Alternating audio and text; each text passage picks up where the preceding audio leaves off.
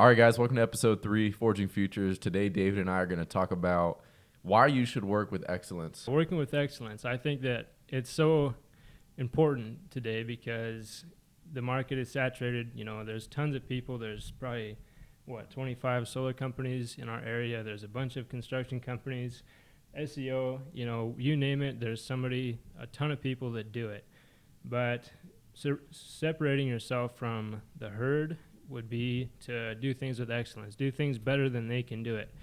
And I think that's so important because no matter what our industry is, no matter what industry you're in, if you can do things better than anybody else, then obviously more people are going to want you to do it. Why does Apple sell so many iPhones? Because there's so many people that like them. They just work, and they know that they're going to work. So if you can differentiate yourself with excellence, then you basically are unbeatable in the market. Yeah, well, with that being said, so today, David and I, we were kind of talking about a deal he actually closed today, and we figured, hey, let's just get the things rolling. So we're back, third episode. Today we've got some chairs. Yeah. So we're a little bit lower. Yeah.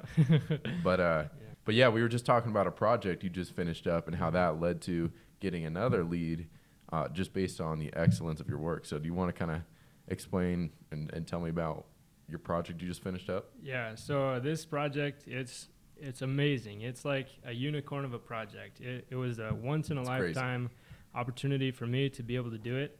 I would consider it to be a portfolio project just because of the beauty once it was done. It was spectacular.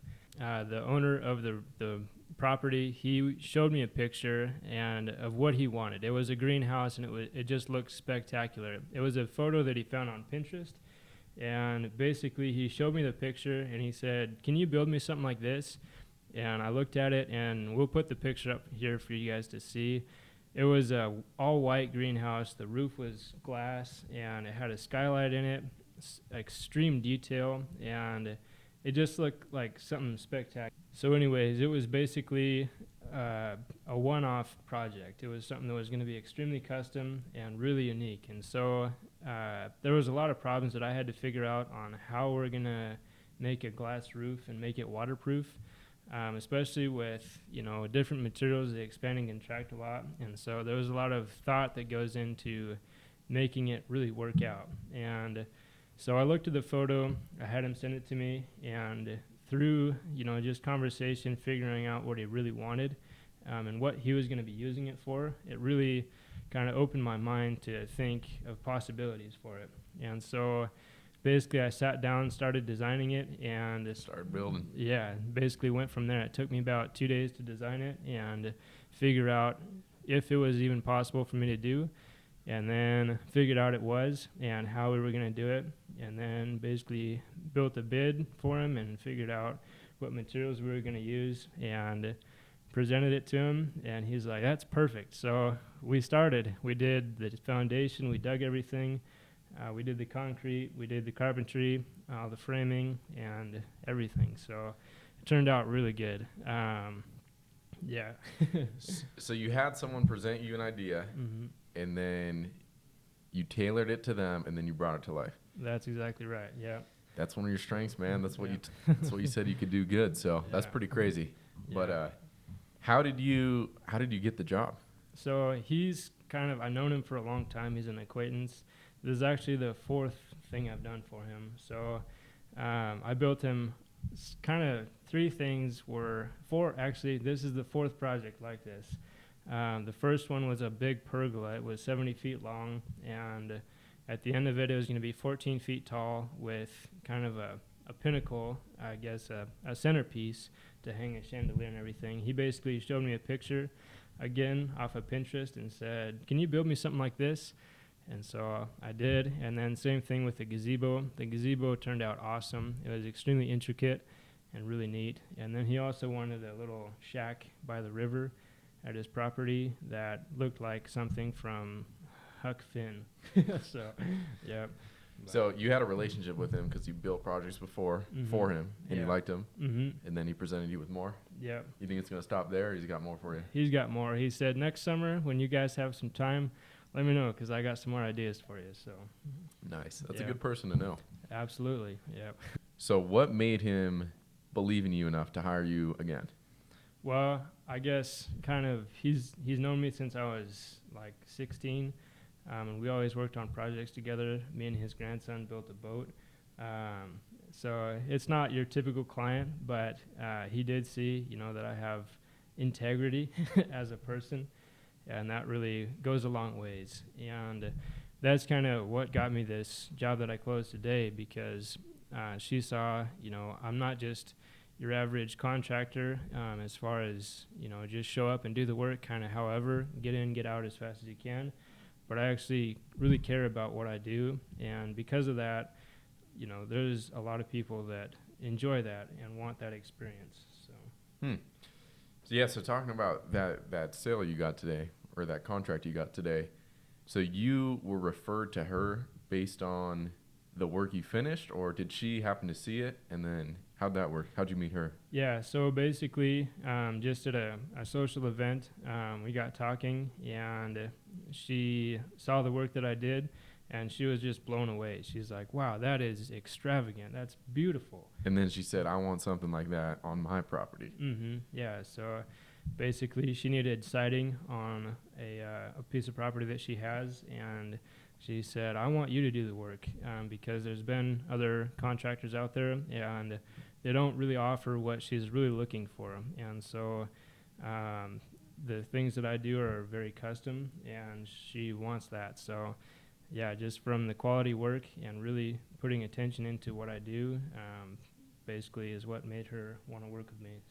So she had you out. She scheduled for you to come out, do the bid, and then what made her say yes and agree to everything? Basically, yeah. So I went out there, looked at the property, took measurements and everything, and then spent hours talking to her about what it is she really wanted, and got to the bottom of it. And basically, she's looking for something that is unique. And so figuring out what that is, there's a lot of questions that go into that. And then you kind of, I guess I need to put myself in her position. Like, what is it she's truly looking for? What is the look that she's envisioning? And then going through that and envisioning it with her, it takes time, but you do come to see eye to eye, and you know exactly what the other person really means and what they want. And so getting to that point, then, it's all downhill from there, because you can do it.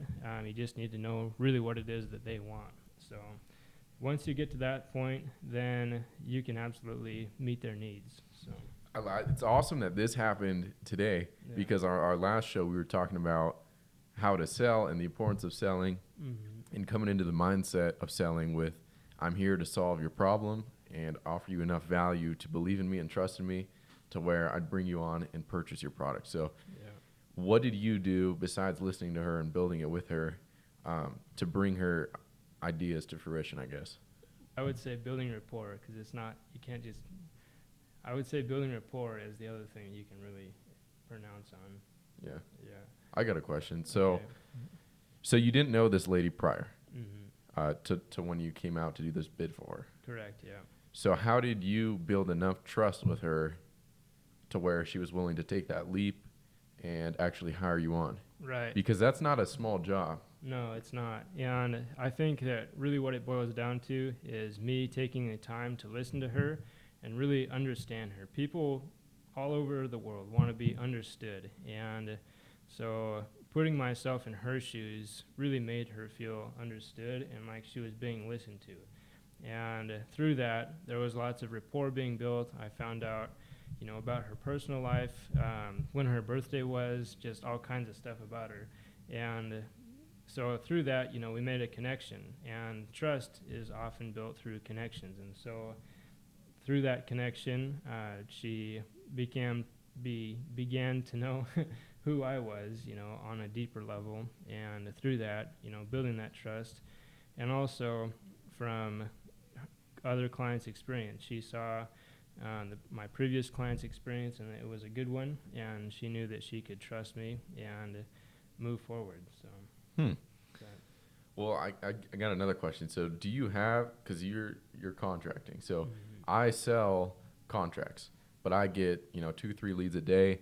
My job is to go there and sell the contract the same day, but I have a very specific sales process that I follow. When you're doing your own thing for your own company, Did you follow a system, or did you kind of just go by what you were feeling? Yeah, so I just started my company a few months ago, so I haven't really built a full-on system, but through my experience in sales jobs and also contracting, this is my second construction company, so just through that, I kind of know what works and what doesn't, and so my sales system, I guess, if I did have one, would be go out, get measurements, talk to the people, and see, just that, exactly what they want. And then from there, it is a few weeks before we can really close a deal because there's so much figuring out to do. Like, what is possible, what's not possible, what would be a good decision for the prolonged, the life of the finished product. All those things take a while to figure out. It's like building a commercial building or even a house. It's not a one-day decision. Yeah, it's definitely a different process for sure. Yeah. Interesting. Cool. So you took a week to give her the bid, and then today, when you met with her, what happened? So today, I met with her, sat down, and basically went over everything that we were going to do and setting proper expectations, basically. So exactly what it's going to look like when it's done, exactly, an estimate on how long it's going to take, and during the process, what her experience is going to be while we're doing the work. So I told her, there's going to be foot traffic in the grass. It's not going to kill the grass, but there will be a trail because it's wintertime and it's dormant. So also, the material will be in this location for this project's going to take 5 weeks. So it's going to be there for 5 weeks. So you can expect to not use anything in that area for 5 weeks. Setting proper expectations, I think, is extremely important. That's not answering your question at all. Well, that's good. That's all right. Yeah.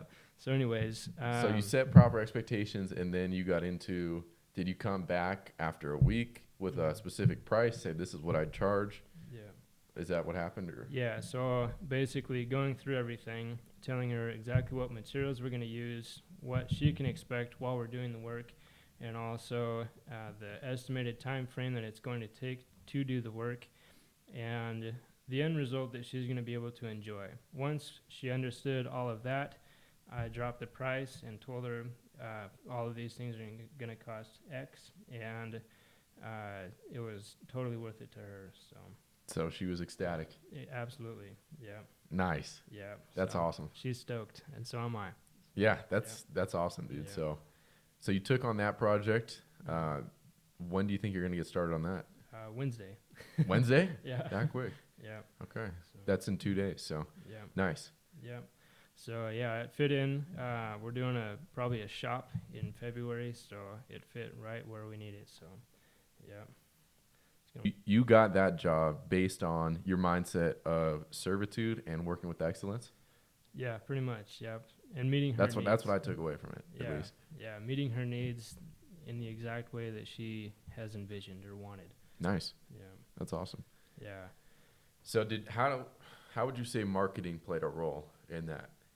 So basically, I didn't have to pay for leads or anything like that, but through word of mouth and then also through photos and referrals, basically. So it was kind of a referral, and she saw the photos, saw what I did, and photos, they speak louder than 1,000 words. So she saw that it was very high quality and really unique, and basically through that, it just made her have the desire to call me for a project that she needed, basically. So I think that doing things extremely well and giving your clients a good experience goes extremely far, because without word of mouth, like customer reviews are extremely important, and word of mouth is even better. Like Google reviews are good because if you buy something on the internet, or have a service done, you want to know how the people's experience was with it. But with referrals, if you know the person and they said it was a good, the trust is already there. Yeah. So if they had a good experience, the previous client, then the next client knows, okay, this person had a great experience, so am I with this person. So yeah. Yeah. So referrals are the best Yeah, I would say so. Yeah. Yeah.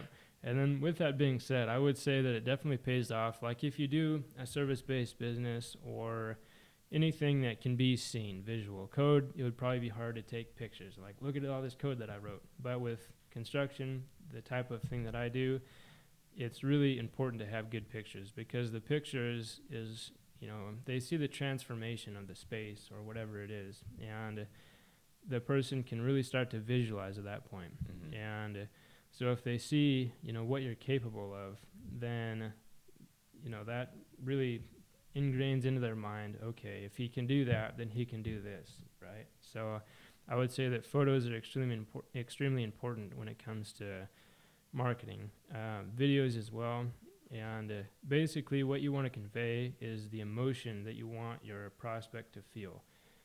You want them to feel like, wow, this is really going to be home, My company is Refuge Carpentry, and my tagline is, thank you for doing business with us. We will always try our best to make your home your refuge. And I believe that wholeheartedly. Your home should be your refuge, because it's where, it's the castle. It's where you come to relax, and all your problems just should go away when you're at home. So if your house has a problem, obviously it's not going to be very comfortable to be there until that problem is resolved. And if your house isn't very comfortable, you're going to want to make it comfortable, because that's where you go to relax. And so, yeah. One of the things I wanted to ask you, just thinking about it, there is a huge range of price you can pay to do any contracting job, especially out here. There's thousands of contractors. Mm-hmm. The project you're talking about could range, I don't know, from $20,000 to $80,000.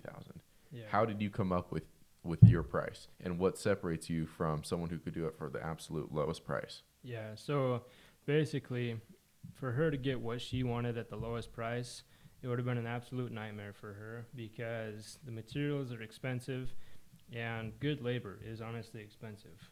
My guys, they get paid extremely well.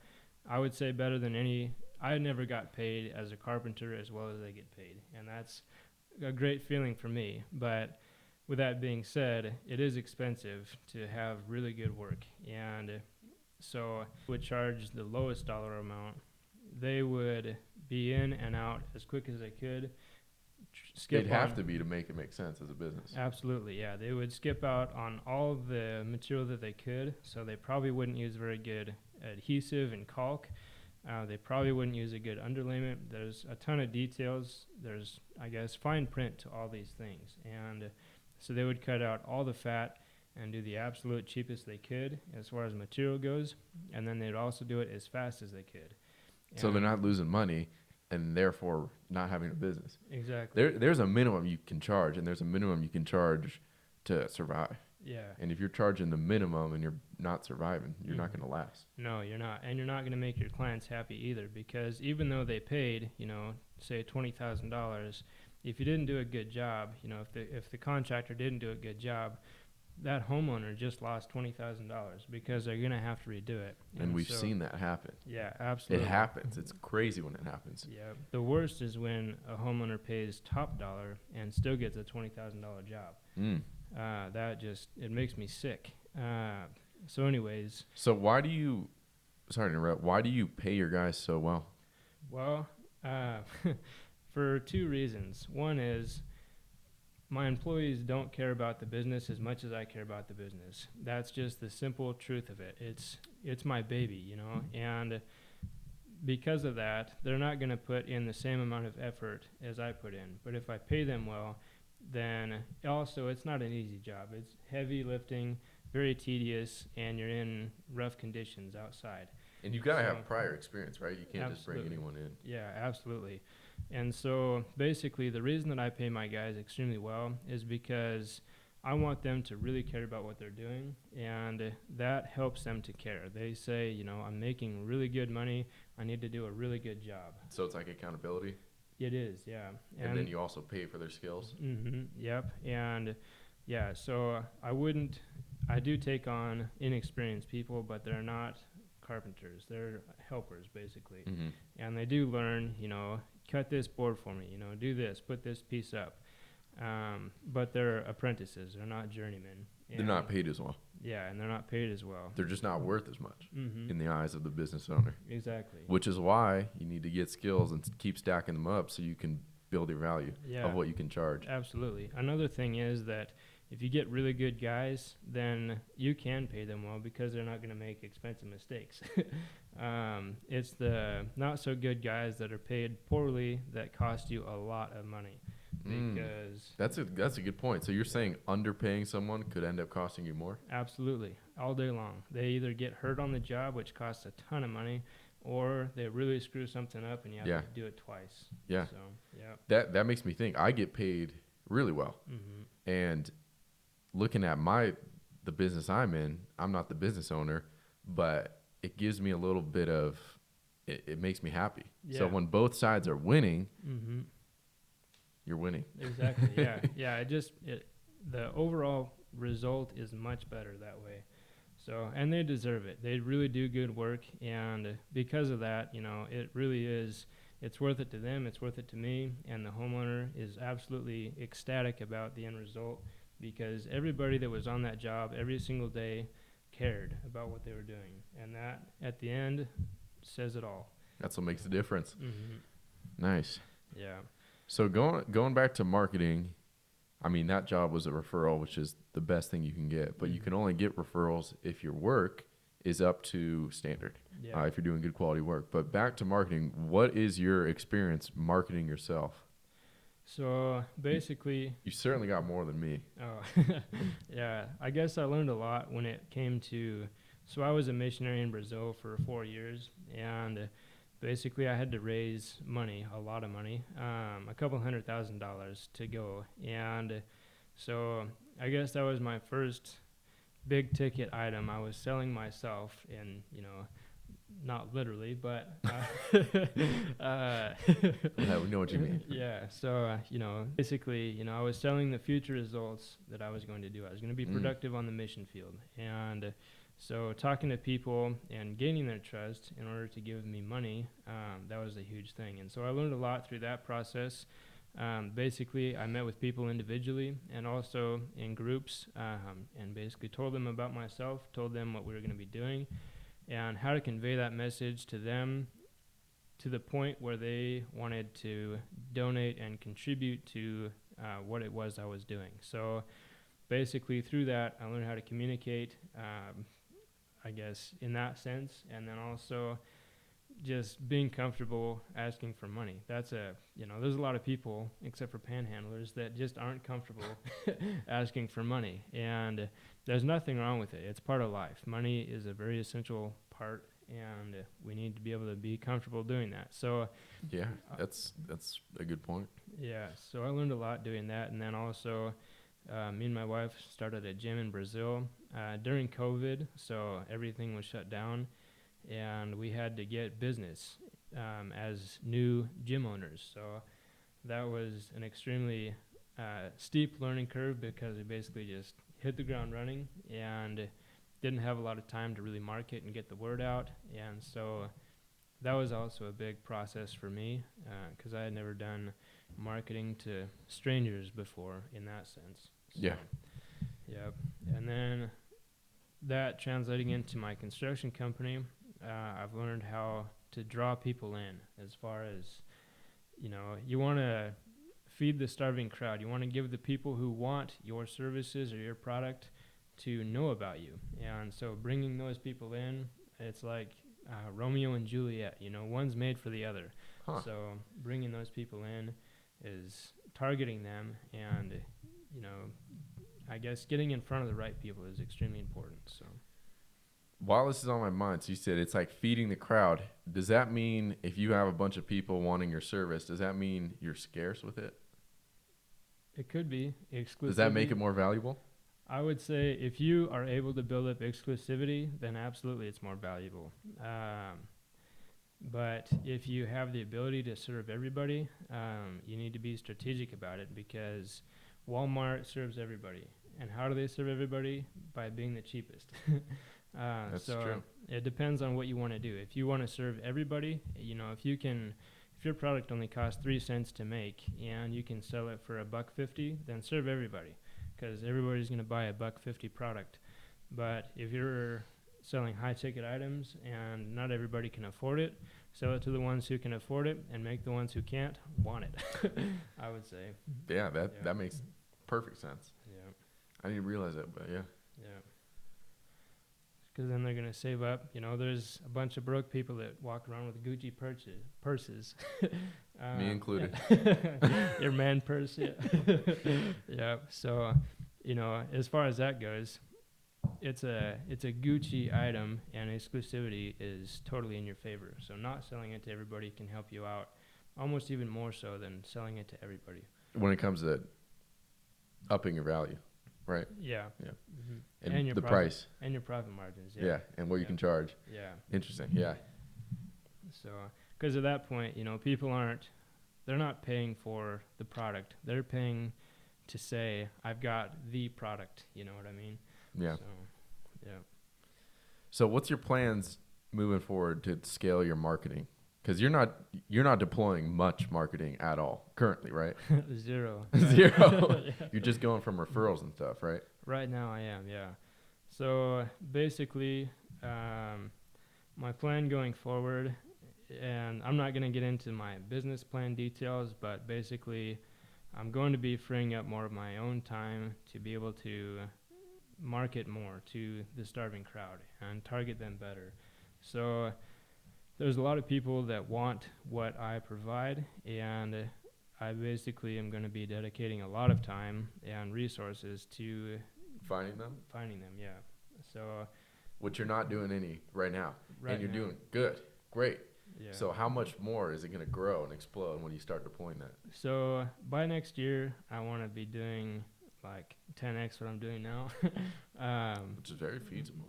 Yeah, it is. Yep. So basically, it's just the way my model is working is extremely scalable, and we'll have to do a separate video on that. But anyways, it's extremely scalable. So basically, my meat and potatoes personally for me is going to be marketing and sales to get it to that point. So does that answer your question? That does. Yeah. That does. And that all ties back into why we talked about the importance of sales. Yeah. Yeah. So as far as the ways that I'm going to, you know, get into contact with those people is meeting them where they're at. If my avatars or prospect clients, my dream clients are on Instagram, then I'm going to go to Instagram. If they're, you know, in specific neighborhoods, I'm going to send out mailers to those neighborhoods. If they're, you know, in geographing, I don't know what the word is. Where you put up a sign? No, you can geomapping, I think it's what it's called. Like on Google, you can target a specific area for your online ads. But so just targeted advertisements? Yeah, very targeted. Yeah, because if you're not targeted, then you're going to be, you know, just shooting into the dark, basically, and spend a ton of money. So, yeah, targeting those people. And so say you send out mailers to this specific neighborhood. Okay, what does that neighborhood have? What are the houses in it? What do the people do that live in that neighborhood for a living? And what are their true needs? So if I say, okay, there's 47 doctors in this neighborhood. There's a couple neighborhoods like that out here. They are, yeah. And so, you know, they all have really nice backyards. You know, 20% of them have swimming pools. They're probably going to want a nice pergola or an outdoor patio. So send them a mailer with an outdoor patio on it. Make it their dream outdoor patio. When they see that picture, it's going to light up a light bulb. And, you know, I'll get a couple phone calls. So targeting them in the way that they desire is really important. I'm excited to see it. Yeah, me too. I want to see the vision. Yep. So, yeah, I would say as far as marketing goes, that worked in Brazil. We used Instagram. Basically, we had a demographic. We set out a sign and sent out, I think it was 25,000 flyers to doors. Dang. And we basically got 4 clients from all of that. From 25,000? Yeah, it was a ton of money to send all those out. And only 4? Yeah, 4 clients. Who were those 4 clients? It was 2 couples. They were both in their 20s, both young and a little bit out of shape. So we thought, okay, with these two clients, they really wanted to do CrossFit because out of all the other 25,000 or 2,500, what did I say? You said 25,000. Yeah, it was 25,000. So out of all of those clients, nobody else wanted to do it. Probably because 20-year-olds rarely have houses there, and if they do, they probably have a home gym or some other way to work out. So we thought, okay, we need to send these to 20-year-olds who are slightly out of shape and have an interest in physical fitness and outdoors. So what did we do? We got on Instagram, targeted those people. That was our demographic from 18 to 35, male and female, that liked said things. That was post your mailers attempt? Yeah. How much did you lose with that? Because that doesn't sound like a very good conversion ratio. Horrible, yeah. In dollars, it was like, I think it was about $1,000 that we lost. So not a ton, but it was, you just paid for the lesson, right? Yeah, exactly. Paid for the improvement. Yeah, so after we did that, we started spending $40 a week on Instagram, and we were just stupid busy after that because we figured out who our crowd was and we figured out how to get to them. Nice. So yeah, that's an awesome success story. I like that. That's basically all it was. So we didn't spend a single dime on anything else except for Instagram, and we were busier than we could handle. We were booked out. We had a waiting list to sign up for our gym. So nice. It was awesome. That's good, man. That's good. Yeah. So it's 23. We're a week in. You got any resolutions or anything? 52 podcasts this year. 52, number 3. So this will be the first one of the year, right? I think we launched one last week, didn't we? Okay. Yeah. Well, 50 more to go. Yeah, 50 more. So anything else? Well, next week, Kyle is going to be joining us. He's from Matriax. I don't know if I should say the company name. He's from a well, Brian, don't. Yeah. Next week, we got Kyle on as our first guest. Yes. That's going to be awesome. He's nice. A super cool guy. Yeah. He works at a local software development company. He's extremely smart, and so we're going to pick his brain on developing software and how somebody should go about that. It's a pretty rigorous industry right now, and so, it'll be really nice to talk to him. Our first guest, that'll be the main goal of this show, is to bring on experts, like we said in the first one. Bring on people who are experts in their field, figure out what they did to get where they're at, and just bounce off ideas and document our journey of where we're at and share what we've learned. Yep. Yeah, absolutely. I thought about developing some software, and I met with Kyle, and he is very sharp. He really knows what he's doing. So knows the stuff. Nice. Yeah, that'll be good. Yeah, we've got a lot of good things in store for this year. Any workout resolutions, anything like that? Workout resolutions? Are you the kind of guy that just New Year's resolution? That's not me. I start that a week before New Year's. Is that how you are? I just kind of want to maintain how things are going. The only thing that I really am focusing on is my business and my relationship. Those are two things that I would really like to see improved.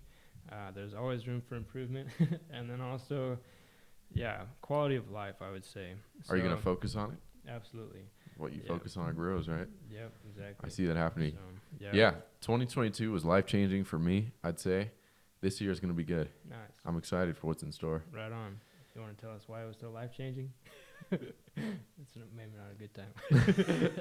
I'll tear up, man. Yeah. So let's brainstorm here a little bit, Brian. What kind of marketing have you, do you have much experience in marketing? Not much at all. The only marketing I've done is marketing for myself, knocking doors, going door to door, trying to pitch my product and trying to sell. So I've actually had some success doing it. I still continue to do it because the incentives are good behind it. Nice. But it's cool. That's all I've done though. Nothing on Instagram, nothing like that. Right on. Have you had any success with knocking doors? Yeah, a couple times I've had some big wins doing it, and it's crazy. I think the biggest success I've had from it is the mindset that it's given me, because you really, if you ever have anyone who's been a door knocker in any type of industry, you can ask them. You've got some tough skin, don't you? And they 100% of the time do. People can be horrible to you when you're knocking the door. Just zero respect at all. They demean you like you're not even a human, and you learn how to take that. Really? What were you gonna say? What was the worst thing that happened to you knocking doors so far? You get a lot. I think it's so funny. The other day I was out knocking doors, and this dude, whatever, he opens the door halfway, not interested.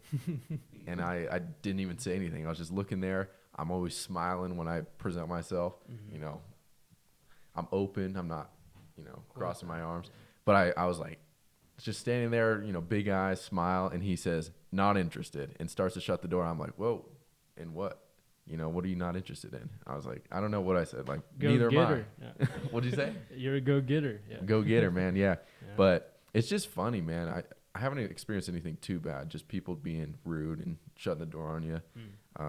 But yeah, it's funny. They'll open it, not interested, start shutting it, and then you go, whoa, neither am I. I'm not interested either. We're going to sing for you or something like that. I'll just make Christmas caroling, yeah. Yeah. But knocking doors, what I've learned from it is just how to handle no's, I guess. It's like mining for gold. It's crazy. I'll compare it to that all day long, because if you knock 100 doors and you get one sale out of it, it's all worth it. Yeah. But you just got to keep going. You've seen that picture of the guy like mining for gold, and he's like this far away from the dirt. Yeah, and then he gives up. That's what knocking doors is like. Yeah. But that's my only experience with marketing. I don't have anything like official. I don't have a business to promote. I do have a podcast to promote. Yeah. How are we going to promote the podcast, Brian? That's a good question. Yeah. I think any ideas? I don't know. I think Instagram is good. Yeah. I would say that's, I guess, so I'm new to marketing. I haven't done a lot of it, but for like content like this, I don't know if it's best to do like paid marketing or, paid ads on Instagram. Or organic stuff. Yeah, or just organic. And if it is organic, like I've never grown an account. I have like 400 or 600 followers on Instagram. Yeah. So we've got no experience. We can't talk about this. Yeah. But we can talk about what we're going to try. Yeah. I was thinking it might be a good idea to have comments that we post on our channel on other accounts, like on other podcast videos saying this is awesome, and then eventually if you get like a top comment, if your comment gets liked, if you commented early on a show and it's actually a useful comment, because people look at comments. They do. I do all the time to it's look like at feedback. A review. Yeah, it's like a review. Yeah. So if you have a good comment that gets a ton of likes and it's now the top comment, people normally will click on the channel. That's what I thought of. I think we should start doing that. Right on. Yeah, that's a good idea. So how exactly would we do that? Just go to channels that we like, that share a similar audience to what we're trying to build, and people who think like us. Nice. And just go on their channels, comment early, and comment something of value. Oh, yeah. Right on. Yeah, we should do that. We'll start it. Yeah. Stay tuned. We're going to keep you updated. Yeah. Stay tuned. Right on. Do you have any experience knocking doors? I've knocked a few doors. Yeah. I guess I have two different experiences knocking doors, selling two different things. When I was, I don't know, like 8 years old, I was in Cub Scouts. Kind of an embarrassing story, but it was actually pretty fun. We sold popcorn, and we sold it door to door. And every year there was That's how it always starts. Yeah, there was a catalog, and if you sold X amount of popcorn, you got X thing. And so I would look at the catalog, circle what I wanted, and I would go out and sell however much I needed to. So you were the top. Get that. You were hitting goals. I don't know. I got what I wanted. Yeah. Yeah. So, yeah, we got rejection a lot. We had to have an adult with us, but. You got rejected as a kid a lot? A lot, yeah. It's like Girl Scout cookies, Those girls get rejected. I don't think I could. I don't think I could do that. I'd buy one for sure. Yeah, if I had $20, give me some Thin Mints. Yeah, they buy them for their cuteness, but they also get rejected. That's a good point. Not interested, honey. Yeah. Slam the door on her face. Yeah, my mom, she was getting new tires on her Suburban. And we were sitting there with the tire salesman, and she was negotiating with him. And I said, I leaned over the table. This is my mom loves telling this story. I leaned over the table, and I told the salesman, "Look, mister, this popcorn is unbelievably buttery." And I don't know. I just gave him a whole spiel on this specific popcorn because it was the most expensive. And so anyways, after about 20 minutes of going back and forth, he was like, all right, fine, I'll buy your popcorn. But yeah, anyways, so I guess knocking doors, That was my first experience. Pretty lame. But second experience was, with selling, construction work, basically, contracts. And I got rejected quite a bit. I didn't do it probably long enough to sell one, honestly. Yeah. Yeah. Give up too early? Yeah. I only knocked probably 30 doors. You're the guy we're talking about. Yep. That's right there to gold. It's always worth it when you get one. Yeah. It always is. Yeah. But it's crazy how many industries get all their business from just knocking doors. Mm-hmm. And that's a huge form of marketing for a lot of companies. Yeah. But yeah, it is. That's all I've messed with. Mm-hmm. Right on. I would say knocking doors is a hard form of marketing, but it definitely gives results because it's a 1-to-1 ratio. So, it has to take. What do you mean? Well, it's one person to knock one door to get one sale. And so one person can't knock 25 doors at the same time. Whereas like Instagram, you send out one lead and it sends it out to 2,500 people or however many, or one ad. And so that's like a 2,500 to 1 ratio, basically. So knocking doors is a 1-to-1. It takes X amount of effort to get X result, and it's unpredictable. But anyways, it is an extremely highly converting form of marketing, I would say, though. So. I would say probably with all the advertisements I've been advertised to, including Facebook, Instagram, YouTube, I've probably purchased one product or service. So, do you think there's a more effective way than doing that? Well, I would say that kind of goes back to what we were talking about before with exclusivity and targeting your market. So, probably most of the things that you were marketed to or marketed about, they were shotgun marketing, just throwing it out to everybody. You're right. Whereas, they're selling those little thin wallets that you see all the time. They're selling that to everybody. Whereas, a high ticket course or say coach only markets to people who buy coach. And the reason for that is because they're targeting those people. They know who their dream client is, their prospect, their avatar, and so they only send it out to those people and they have a higher conversion rate. Yeah. Well, what comes to mind when you're saying that is like Lamborghini. Like you don't see Lamborghini advertisements, but they're always sold out. Mm-hmm. Yeah. Does that just fall into, well, it is exclusive. They don't make infinite amount of cars. Right. They make an exclusive amount of cars. Mm-hmm. Yeah. So obviously I'm not the ideal Lamborghini client or customer. So You're not? No. So I never see their ads. Come on, Lamborghini. I want one of your cars. Yeah. That's funny. Yeah. But anyways, just like that. So, yeah. But as far So as you got to tailor it on your business model, because if you're just doing the shotgun stuff, what's the conversion rate? Like, do you get like 1 out of 10,000 people that see it? Well, it depends on your marketing, really. So it's all different factors. Yeah, and even though your method, say you've got 2 different Facebook ads. If you're sending one out that people just aren't attracted to, or maybe you're just sending that specific ad to the wrong group of people, it's not going to convert. But if you send the right type of ad to the right type of person, it has a much higher likelihood of converting. But you got to show it to them multiple times and at the right time. And that's pretty difficult. So. Yeah, well, your crowd will definitely be different than the makeup crowd. Mm-hmm. Oh, yeah, definitely. The people getting the makeup advertisements. Yeah, and I'm not going to sell anything to somebody who lives in an apartment. So.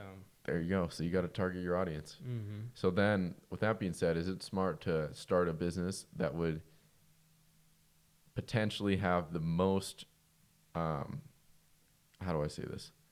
Would it be smart to start a business that you could market to the largest group of people? It depends. Is that relevant, or does it depend on your price? I would say it depends on your price and your product, because there's some things that you just can't sell to everybody. So I guess what you're saying is making a product or a company based around something that you can sell to everybody, right? So is that what you're saying? Yeah, to more amounts of people rather than a more exclusive group. Yeah. So I would say that doesn't have anything to do with your potential revenue to an extent. If you make something that only one person in the whole world is going to want, yeah, but if like, say Go ahead. Sorry, I guess what I'm saying is the easiest example. Is it better to start a product or a service that would serve, let's just say, men and women versus something that is only for men or only for women? Well, that's kind of relative too, because if you think about it, there's a ton of men in the world. So if you could serve every single one of them, you would be a billionaire. Just fine. Yeah. But would it be smarter? A trillionaire, probably. Well, yeah. But Yeah. would it be smarter to do both? Oh, I guess it would depend on the product. Yeah, I guess so. But I But get just what that you're saying. same form of thinking. Yeah, I get what you're saying. So I guess to answer your question is it better to? I guess there's no right answer. yeah. So to answer your question, in my opinion, from just what I see, it seems like it would be the best idea to create a company around something that you know for sure this type of person would buy. So if you create, the Dollar Shave Club, for example, it's an ingenious business model because it saves people time, and it doesn't really save them money because it's more expensive than just going to the store, but it saves them time, and they know it's always going to be consistent. So and it's convenient. So that's a genius business model. They can't sell it to everybody, but they know who their avatar, their dream customer it really is. And So when you say avatar, you're talking about the perfect client for you? Pretty much, Okay. yeah. So your ideal target client. So and then figuring out. So basically, in order to make a really good marketing campaign and even a company based around your marketing, how to sell, is going to be based on if you are able to reach that person. So does that make sense? I guess what I'm asking is, would you have more success with a business that markets to people who exercise versus a market to people who sew with neon colors? That's a great question. So I guess the way that, now I don't have a ton of experience in marketing, but from what I've read and learned in my little experience is that if you can figure out how to target the people that only sew in neon with neon thread, then that's going to be a killer product, because if that's what they do and that's what they love, then, and if you have a product that meets their need and you can target them, then that's a killer product and a killer marketing market, basically. But what would have more size? So I would say it depends on what differentiates you as far as your fitness company goes, because there's a ton of fitness companies That's a out good there. point. I see it. And it's a saturated market. So if you have, I would say that it's a harder target as far as that goes. And once you target them, what's going to make them want to buy your product over the other person's product? Differentiators. Yeah, but if you're the only company that does only exclusively neon thread, then you can sell all day long. Take off. Yeah. You're right. I see the point. I see how it equalizes. Yeah. Interesting. Yeah, and that's why in construction it's a very saturated market. Prices are all over the place. Being exceptional at what you do is so important because it is the differentiator. So. Which is what we kicked this off with. Exactly. Yeah. So. I like it. With that being said, you got to be different, no matter what. And work with excellence. Yeah. So if you're gonna make some neon thread, make it the best neon thread that anybody can ever put a stitch to. So you can charge more. Yeah, exactly. If you make neon thread, it glows in the dark. It's awesome. It'll never break. And they can always rely on your product. People will be willing to pay. Absolutely. Yeah. Cool. Well, we went off on a ton of different tangents, Yeah. but hopefully there was some value in this. I got a ton of value just talking out loud here, but yeah, just gotta be excellent, live excellent, and forge your own future. there you go. All right, guys. Till next time. Yep. We out. We out. Yeah. Man, these books are killing me. This one is my next one to read. I'm excited. So Like Crazy. Have you heard of this guy?